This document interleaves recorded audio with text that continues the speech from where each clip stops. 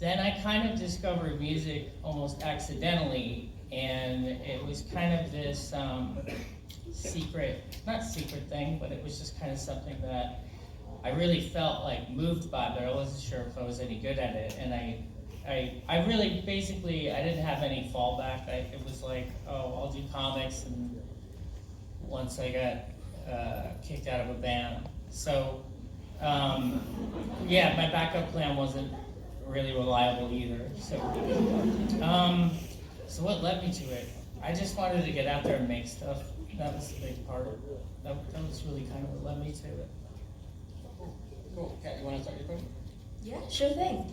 So, related question, how much of your art would say is a direct projection of your feelings or experiences? And is it hard to separate the stories that you tell from your public persona and your sense of identity? Okay, I'll start with the first part. I made a bunch of notes.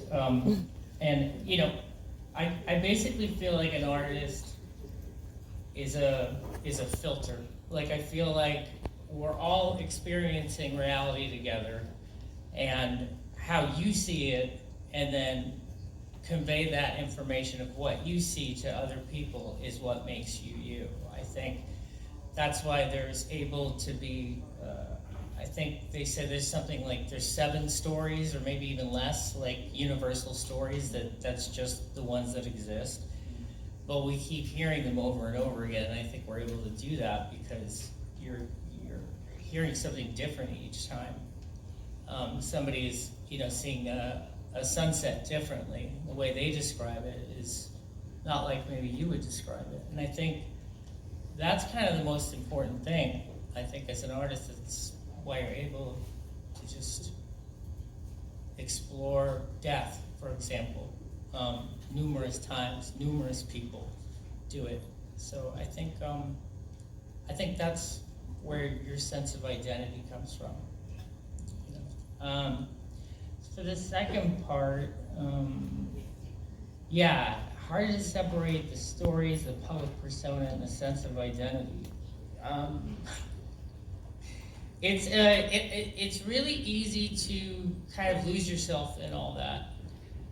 What I really started to enjoy was kind of the craft, like actually refound my love of physically performing music again, and in a live space, and writing it, and in that way kind of reconnected with it, because I started to realize that it was this very automatic thing that would happen up there. And the more I started to realize that, the more I was actually completely able to detach from the entire thing in a really positive way. I spent a lot of time kind of rediscovering or discovering who I was in the period where I wasn't really doing much of anything besides writing comics. So it became very easy. It was just like, I don't know if it's a persona. I just kind of get up there, I do this thing, and then I get off the stage and I just kind of act like I didn't just do the thing.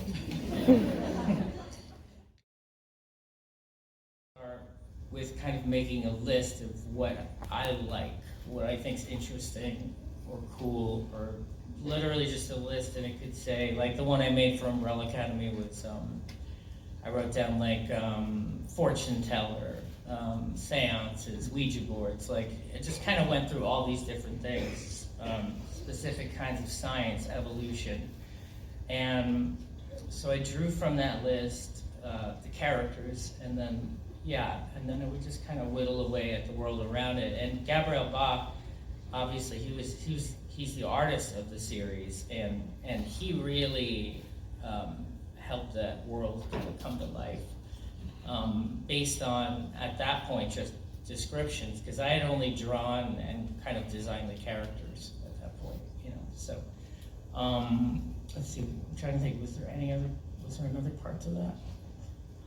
You kind of answered it a little bit, but I can just ask it again in case. How did the aesthetics and artworks of the album add to the creation process?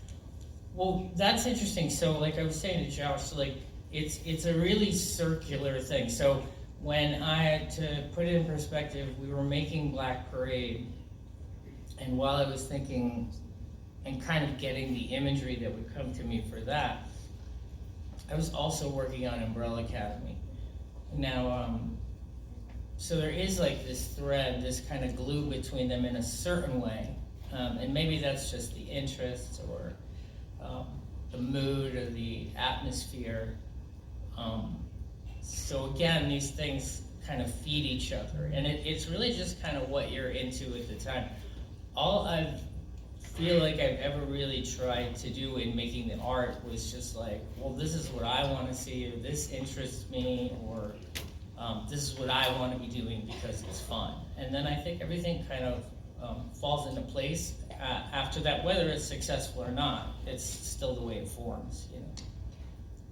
Yeah, and if it's all right, I have kind of another branching question, kind of going a little bit into like the horror aspect, just like, you know, I'm sure like a lot of horror movies and other like horror related things have really influenced your work.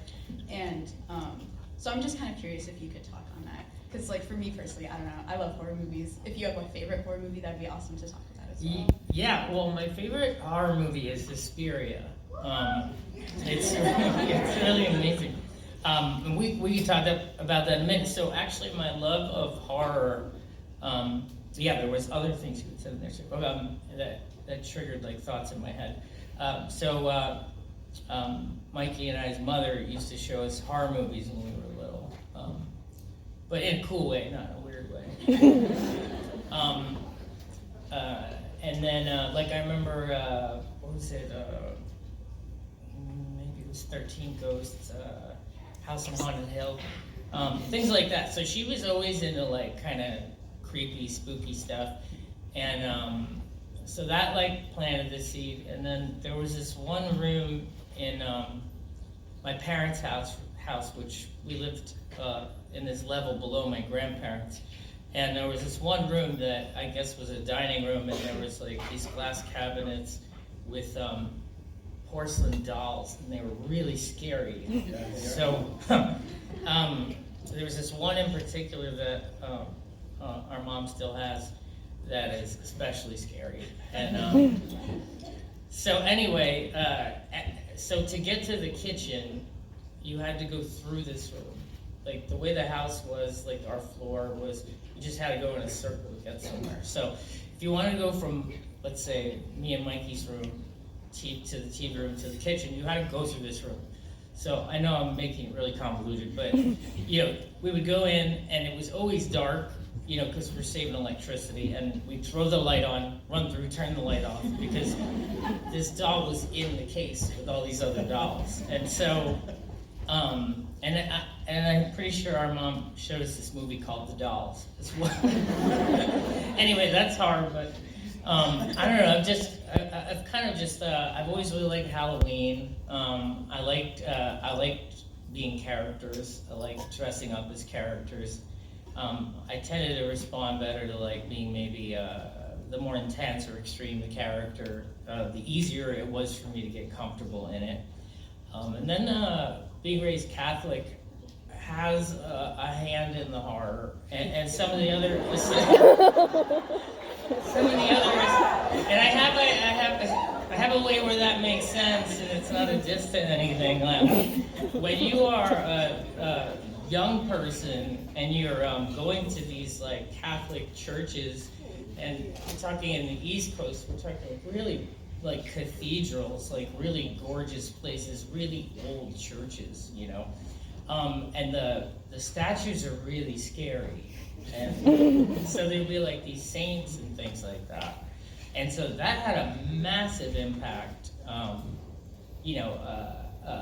feel like, we were just constantly surrounded by things that would scare us. So, and then there's the side of the religious aspect of the hellfire and the damnation and all that. So that all kind of, obviously, when I look back recently, I look back on the work I've done, I really started to now recognize how much of an impact that stuff had.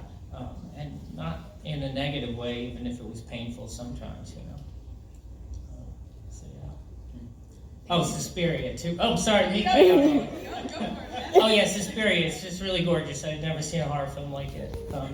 Dario Argento, like he shot. How many of you have seen it? Have you, the old one? Like I haven't seen the new one. I'm not saying I haven't seen it. I don't know anything about the new one, but We're all gonna watch it right now. oh, yeah.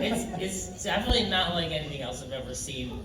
The color palette is wild, and I still haven't seen anything like it. It's like bright purples and blues and all this stuff. The sound. For this, Sorry. No. That's a good thing a lot of times because one of the things I definitely learned on the last tour we did, the reunion tour, was really early on. I decided I'm not going to commit to anything. Once you fully commit to something, then there's a weird pressure that exists because of it. So that's why the scenario with the costumes and the things I would wear sometimes, it was literally just a big thing. I didn't plan it out. It would be like an hour, sometimes really close before performance. Anyway, I guess I'd say there's a benefit to improvisation and not always doing anything planned. So I'm not quite sure how to talk about Joan of Arc. But I will say I think my real first experience with Joan of Arc was Bill and Ted's Excellent Adventure. And Jim Wheadland from the Go-Go's amazingly plays Joan of Arc in that. And there was something just about, I liked the concept of this girl cutting her hair, pretending to be a boy, to do a certain thing. I liked something about that. I always thought she looked cool as hell. I like that people thought she was a witch. I mean, there's just a lot of stuff. So I've always visually been interested in the character, and obviously their story and background is really incredible. And then, so for some reason, when I started working on Black Parade, and we were at this house called the Paramore, I bought this movie, Passion of Joan of Arc, and I think it's what it was called. And it's a silent black and white movie, and it was very intense. And I think I had said years ago that it was during this period I started having these kind of weird kind of waking dreams, not fully asleep, or these kind of visions, and I would see that repeated over and over. And that's one of the reasons that I had asked James Jean, when he created the cover for the Black Parade, to put her in it. And he did a really wonderful job with how he redesigned her. He gave her a mask, which was one of my favorite parts. And it's this half mask too. It's really amazing. But I don't know how or why the character, the person, kept coming back up in my life. And, Awesome. Yeah. Can you talk to us a little bit about your process when you're writing songs versus writing comics? Yeah. Is there a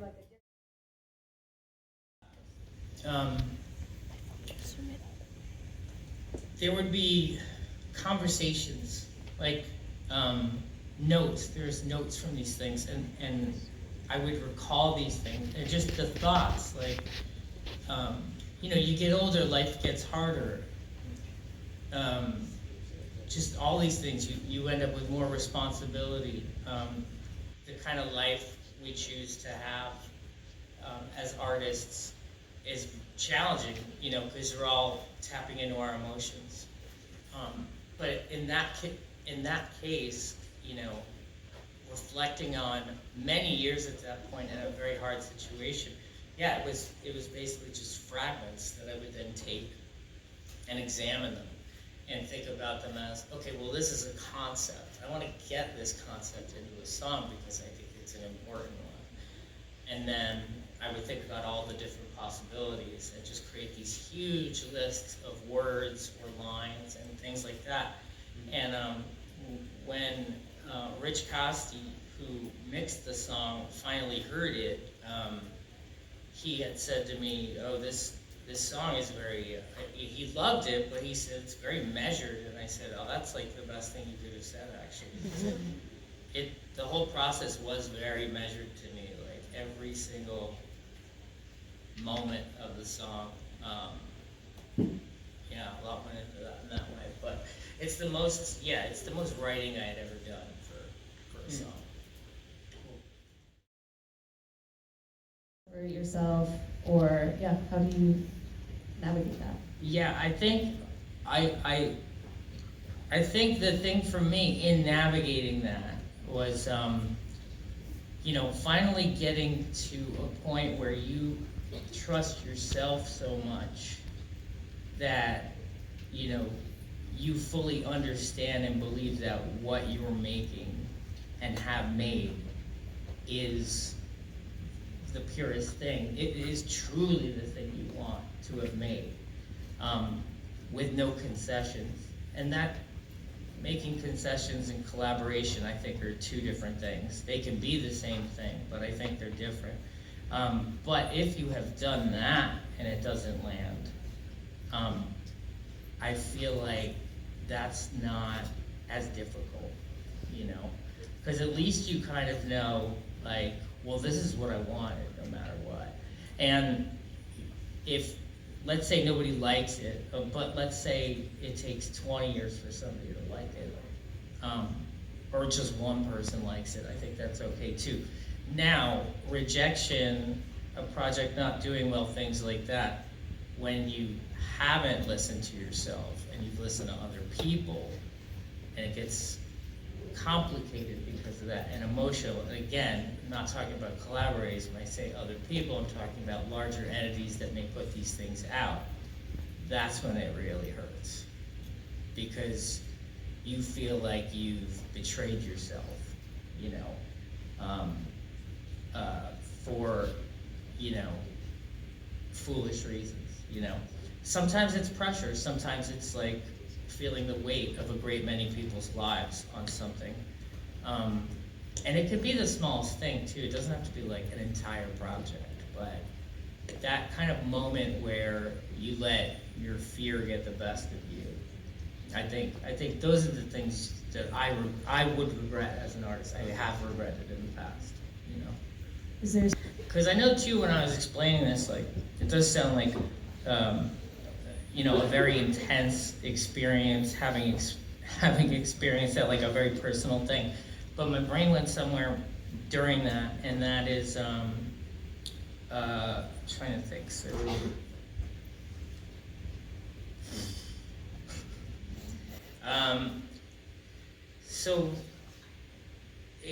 I think where I wanted to go in my brain was to talk about art kind of versus commerce, which I think is very important. And I think what will help with this is, like, I'll give you a little background of like what I learned really quickly and then learned to forget in a bad way.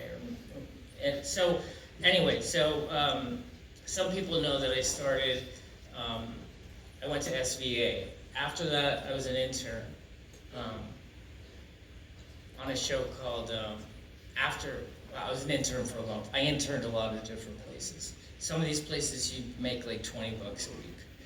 But I ended up with an idea, long story short, as an intern for a show called Sheep in the Big City. I had this idea. And then the people that were the producers of that show became interested in this idea. This all leads to starting a band. So I pitched this to a single individual. Like, I'm sitting there, I'm doing all the voices, and he's loving it, and he's losing it. He's just, he really wants to help us get this thing made. So I agreed to allow them the rights to shop this thing around, which you often have to do because, like, I can't call Cartoon Network like they can.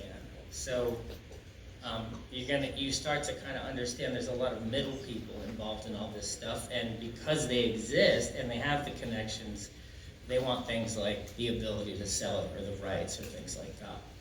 So anyway, then I have to meet everybody else that had kind of bought this idea, the rights to shop it around.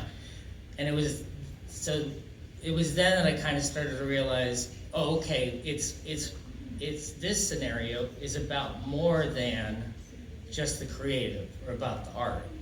There's money involved now. So there was people in them, there was people there that it wasn't their job to be creative at all. It was about how much money they thought something was going to make. So right away I could feel like I was being asked to make ridiculous concessions. And things that didn't make sense, things that felt like they completely lost the plot of what I was trying to make. And so, luckily, I stepped away from that, and I did that. Was that difficult to step away? Being like at the beginning of your journey as an artist in a profession? It felt good.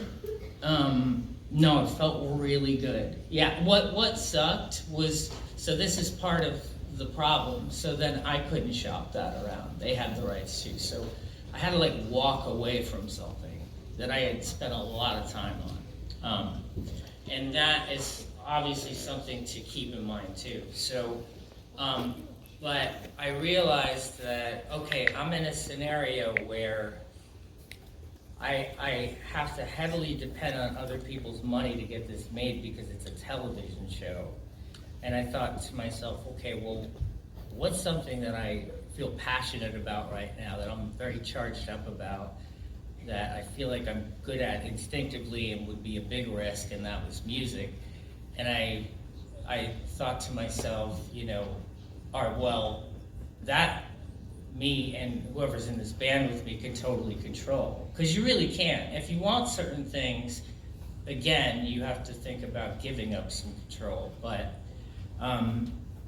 that's what we did, and that's, I think, why it worked, is because we didn't have to play by anybody's rules. And so, and this scenario happened early on, and I think maybe we talked about during one of the meetings we'd had before this, where, so the band's together and we're doing good, and then I find myself in a meeting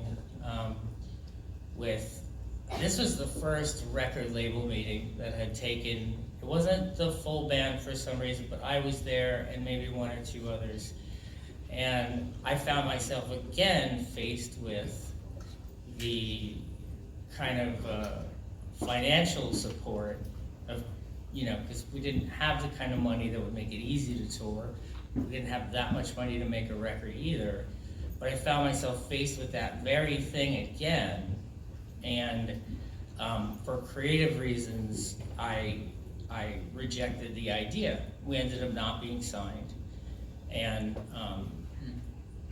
that felt good, to do that. And even when we eventually did sign to Warner Brothers, all the labels that had kind of met us and been asking us to sign, we waited, we said, hey, look, we're just gonna do this on our own, and if you guys happen to still be interested in a year or whatever, just check back in.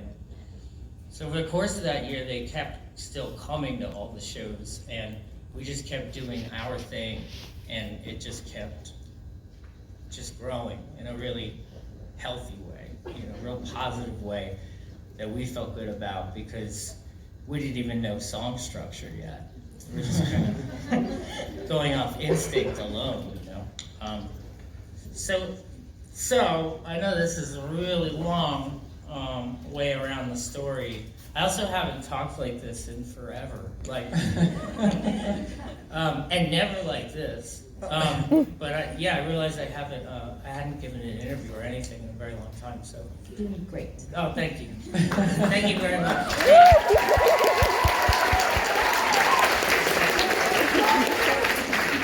Thank you so much. I think it's just really inspirational to hear that you stuck up for yourself in scenarios where sometimes we feel like we have to bend.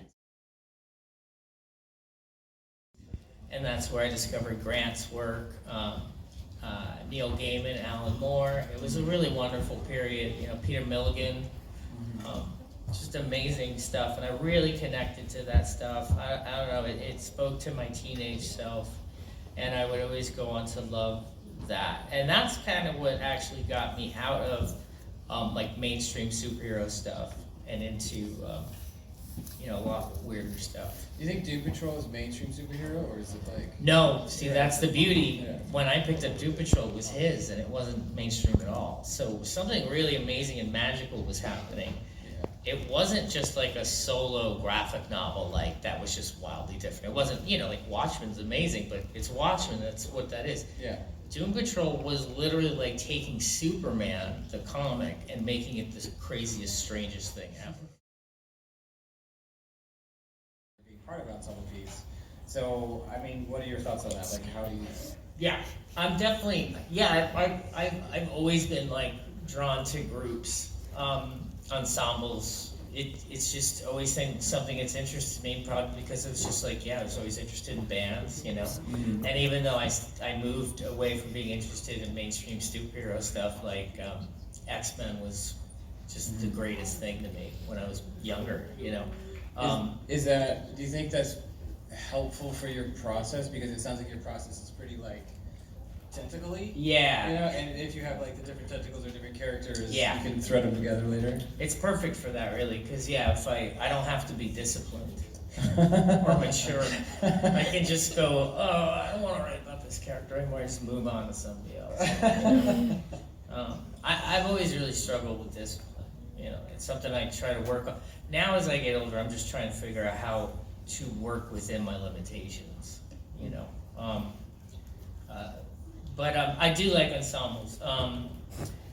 In regards to that, I had a thought in terms of bands themselves. So like even when I had done the solo thing for one record, you know, after I was really happy with it. I was definitely happy with the record, and it was one of the most fun tours I've ever been on. But after that, tour completed, being a positive experience, I was like, well, I can't do that again. When am I gonna do that again? Like,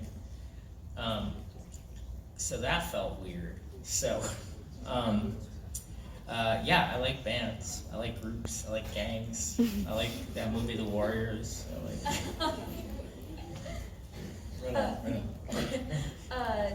Going back to like classic superheroes, you can see that inspiration or like that influence in like Killjoys and in Umbrella Academy. Mm-hmm. So I had a question about, I was reading Killjoys last night, and I was like, oh, this is a really good question. Was the theme of like, like foul velocity in this gang, and the theme of taking the aesthetics, the trappings of a cultural or political movement in the context of that world, and not understanding the ideals behind it or like the history behind it. Like, was there anything like that inspired that like theme? Oh, I have a question on this too. Oh man. Go ahead, ask that one first. Yeah, tons of stuff, tons of real life experience, and that's not to say that it was a critique of how people viewed the work I was doing at the time, so much as I remembered what it felt like to be young and angry, and to read a piece of work or read a book or something and just take it in the completely wrong way and just take the worst things out of it and get the worst things from it, So I definitely remember that feeling, and I think that's always a possibility. And look, as artists, you get older and you think to yourself like, you start to feel old, and you start to feel like you're, younger, faster, hungrier generation is just going to eat everyone. Everybody old just gets, thrown into a meat grinder or something. But that's a very real fear and a very real feeling. It's a ridiculous fear. But anyway, so that was a reflection of that, and then, and in some ways, oh man, this is like a whole other talk. But yes, it was a reflection of being young and misconstruing something. So I'm positive on, at least in terms of comics. I know we were before the writers' strike. We were talking about Killjoys as potentially a show. Getting it adapted, wow. Which would be really cool, But basically, I had gotten to a point, and I think this is a positive thing for it or anything I would like to be a part of. Like, you know, I had decided, or I had said, like, I had expressed the feeling, like, I won't do it if it's not, like, if it's not worth it in terms of, like, why should this exist?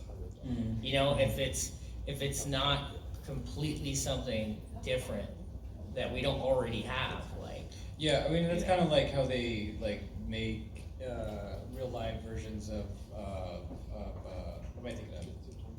Cartoons? Yeah, but like that specific cartoon that they just made a live action version of, which was like, no, the Cowboy Bebop. They did? Yeah, I mean, like, so like, and I've heard a lot of people, like, even like some fans are like, why, you know, Yeah. or like, Yeah. it just Already didn't. perfect. Yeah, exactly. Like, Yeah.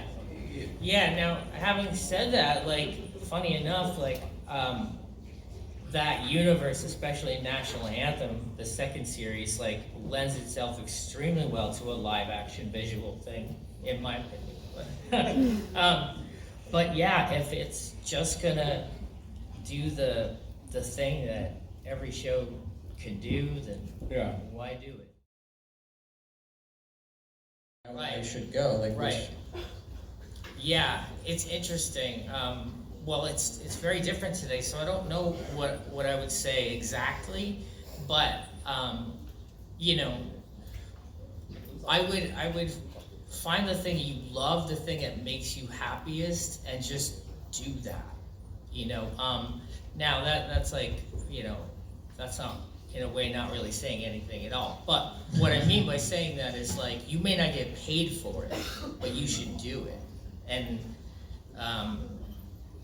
the financial side is just a different facet of it. Like, where that comes from, well, you have to figure that out, you know. But I think if you're doing what you love and you're naturally good at, and you just, even if you're not, if you just love it, like, that is what I think is going to make somebody happy, you know. Art school, well, you know, if I had gone to art school and then just had become like a scientist or whatever, you know, that art school enriched me anyway. You know, like, because it forced me to, like, look at things in different ways. It also forced me to do things I'd never done. And at SVA, you do a foundation year, and I think the reason they make you do all these things you have no intention of doing at the school is because they don't know what you're going to latch on to. I saw kids that were cartooning illustration majors like me, then all of a sudden just go into fine arts. And obviously there's all different kinds of conservatories here, so, and lots of different things to do, and you don't know where you're gonna end up, you know? Yeah. Cool. Yeah. You know, basically, various names for it. I'm not like super, what is the study? Zoologist type. That's a word, right? Zoologist. I'm not a zoologist. I'm not a person that is into zoology, or knows much of zoologography, but I've always liked gazelles, and I think some people that maybe know the band know that. I think they're very close to deers. I love deer as well, and gazelles. I think they're also called antelopes. Yeah, they're really, like, beautiful. Like, there's always, like, different types of them. Yeah, exactly, right? There's, like, different kinds. It's like a variety. Mm-hmm. Yeah. I don't know, I just like the idea of, like, something very fast and kind of elegant, but also really brittle. Yeah, they're majestical. They're majestical, yeah. And sometimes, you know, they're able to get away from really fast, powerful, dangerous things. So I always like them. Do you have a connection to your daydreaming? A different meaning of the word, right? Yeah, so I did some research. And I came across this really interesting thing, and it's a bit of a throwback from 2007, from an interview on the topic of being cool. One of the quotes I pulled off of this interview with you was knowing that you're not cool and being comfortable with that. I think that's great. And you were referring to an experience of being on, I think it was one of your first big tours.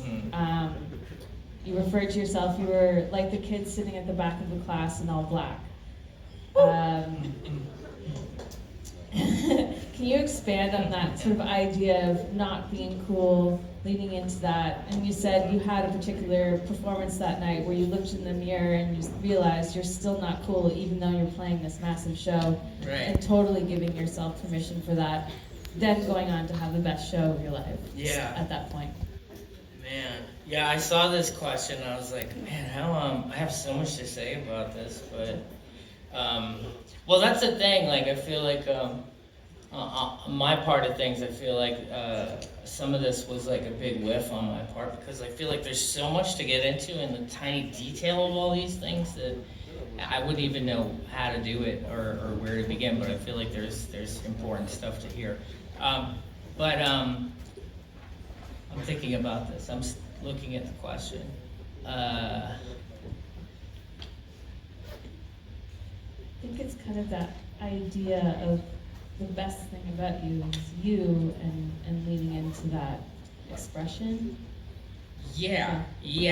I think, especially at the time, I had seen what was considered cool as just an extension of high school, you know? So, you know, you had a lot of what was maybe cool or hip or whatever, with the same kind of like elitism attached to it.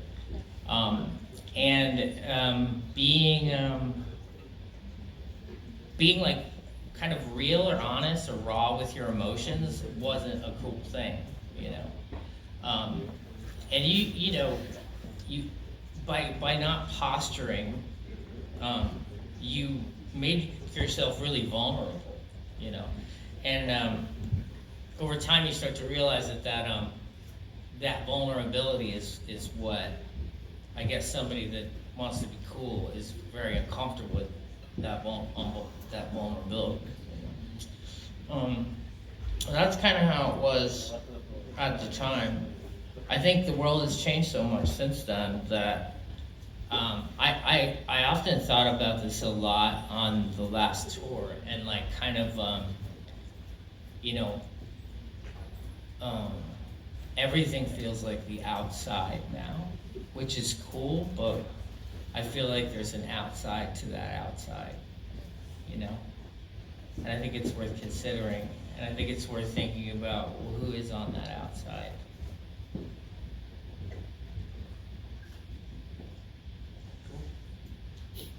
Okay. All right, well. So I find this very interesting. I have a whole thing about machines in here. Especially like what the Beatles just did, which I thought was actually quite interesting, using it in that way. Mm-hmm. Whether or not it was, you know, super successful, like, I don't know. I like the song. Yeah, the song's really cool, and I like a lot of the technology of how they separated the tracks. Mm-hmm. But that, how do you feel about that? Because I feel like for our generation, the people at the table, we got to see Napster, we got to see you know, the digitalization of music and being shared, and everyone was like, avoided it as much as humanly possible as far as the industry, and I think we're still recovering from that avoidance of it. Right. Do you feel like that's the same for AI, or I'm curious what your thoughts are? Yeah, no, that's an awesome question. What are my thoughts on it? Okay, so here's what I'll say, but because like we're from the same era, so we did see those things, right? Okay, so my answer to it is that it won't be Napster again because that was Napster. But the thing about it is, to some extent, I just don't see how certain things are sustainable then. You know, like if robots can do everything and we're all cool with that, then okay, well, where does that leave all of us, not just the artists? Where does that leave everybody? Are we at that point just the ultimate consumer? Like what is our function? you know, and who. So it's strange, you know. I heard a really interesting argument for it, where as humans we feel like we're the only ones that are entitled to consciousness, and that to take that away from AI is sort of an elitist thought, that AI could be entitled to its own subconscious and consciousness as an artist. And I thought that was really interesting, that idea of like, just because we don't understand it, should we be not validating what art is being created by AI? Huh. Think about that. This could be another talk. Some other time. But I think being open to something that's new and different, that is threatening as an artist, Yeah. is something as an artist you should be aware of and think Yeah. about. Yeah. And maybe be like, huh, okay. Yeah, and the thing is too, like it is such a broad term that you know, I may be thinking like in terms of like Terminator 2, but it may just mean like a program that an artist works with or whatever. You know what I mean? So it's so broad, but I have a lot of thoughts on the machines. You guys like AI? But Okay. But did you like Gerard Way? Yeah!